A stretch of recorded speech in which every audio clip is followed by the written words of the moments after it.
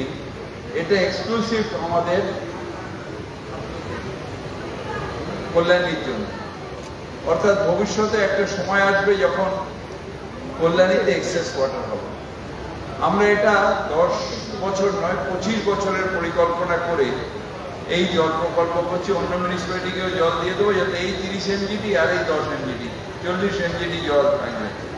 তার কারণ এখন কল্যাণীর যে উন্নয়ন যোগ্য শুরু হয়েছে, বিশেষ করে আমাদের কল্যাণী হাইওয়ে হওয়ার পরে, যেটা স্টেট হাইওয়ে, যেভাবে কল্যাণীতে উন্নয়ন হচ্ছে, আরো কিছুদিন বাদে হয়তো দেখা যাবে যে নীলিমেশদার শহর আমার কলকাতাকে হারিয়ে দিয়েছে।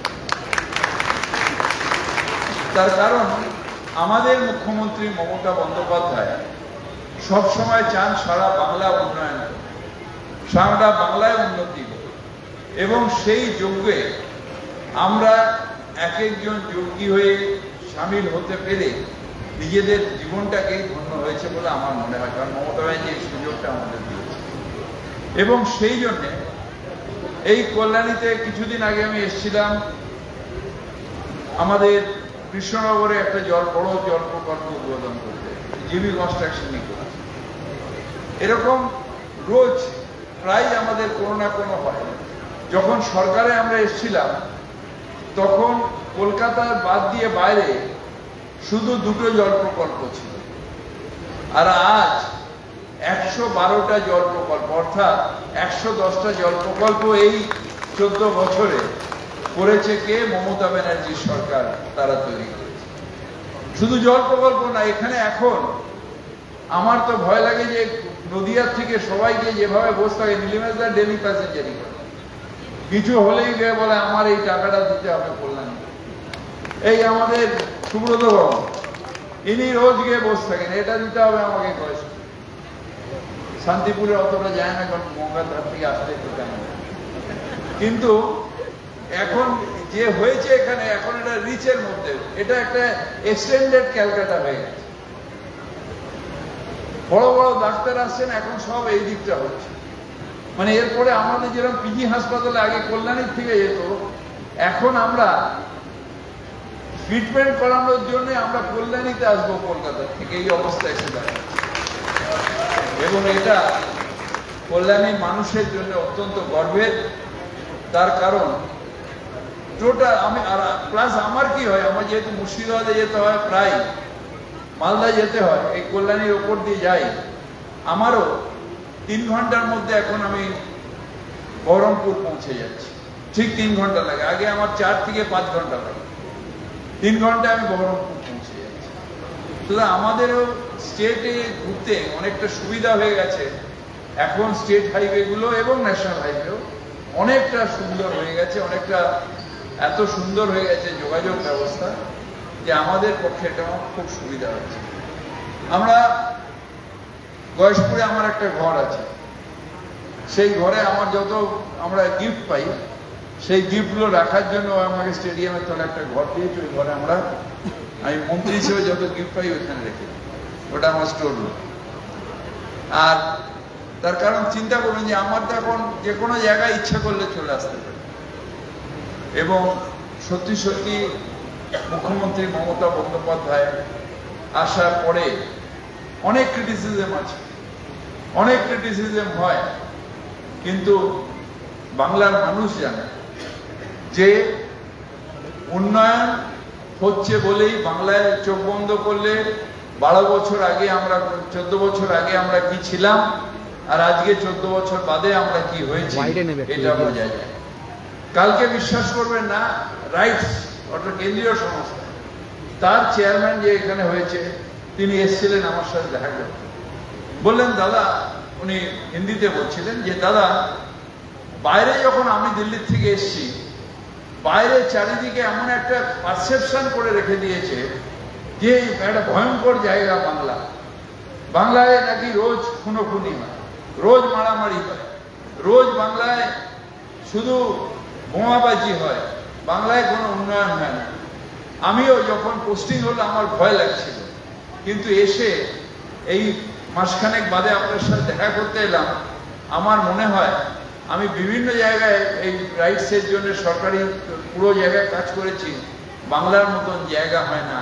বাংলা এত সুন্দর জায়গা, আর তাকে আননেসেসারি বদনাম করছে।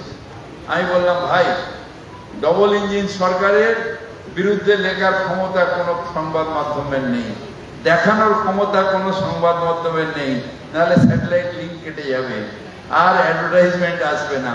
আমাদের বাংলাকে এত গণতন্ত্র আছে, এত বেশি সুবিধা আছে যে সবাই মিলে গালাগালি করলেও আমরা বলি, কারণ সেখান থেকেই শিখেছি যে মেরেছিস কলসির কানা, তাই বলে কি প্রেম দেবো না, তাই আমরা প্রেম দিচ্ছি। হ্যাঁ, বাংলার মানুষদের পেটানো হচ্ছে বাংলাদেশি বলে, তারপরেও এখানে আমরা বলি, সবাইকে আহ্বান করি, আমরা সবাই ভালোভাবে থাকবো, কারণ আমরা ভারতীয়। পরিবারের সকলের সুস্থ থাকার একমাত্র ঠিকানা কাঁচরাপাড়া পলিক্লিনিক বা নাইট অ্যাঞ্জেল নার্সিং হোম। কেনাকাটার একমাত্র ঠিকানা আগমনী বাসন্তী।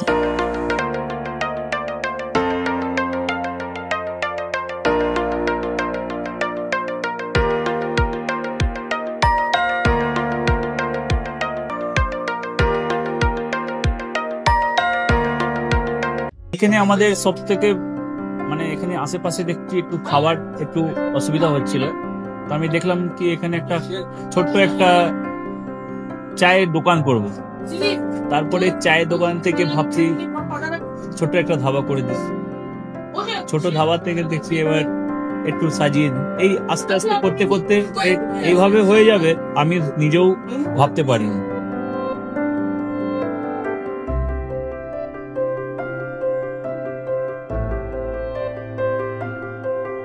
ব্যবহারের জন্য আমাদের এখানে কার পার্কিং থেকে নিয়ে গেস্ট খাবার থেকে নিয়ে বাড়ি এরকম কিছু ব্যাপার যদি থাকে তো মানুষকে বাড়িতে আমরা সার্ভিস দিতে পারবো, এইভাবে আমরা চেষ্টা করব।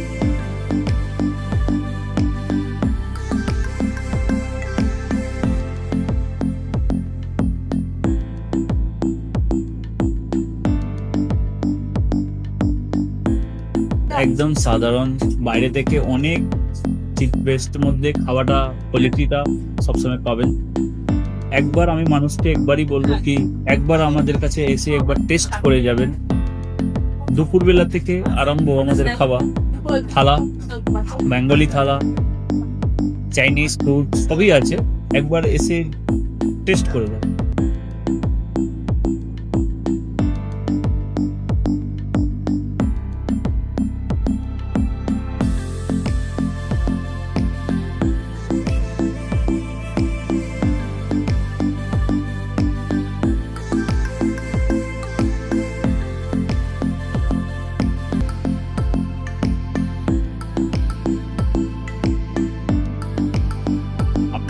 চ্যানেলের মাধ্যমে বলি একবার আসুন কেশরী ধাবাতে দেখেন। আমার নাম রঞ্জন কেশরী।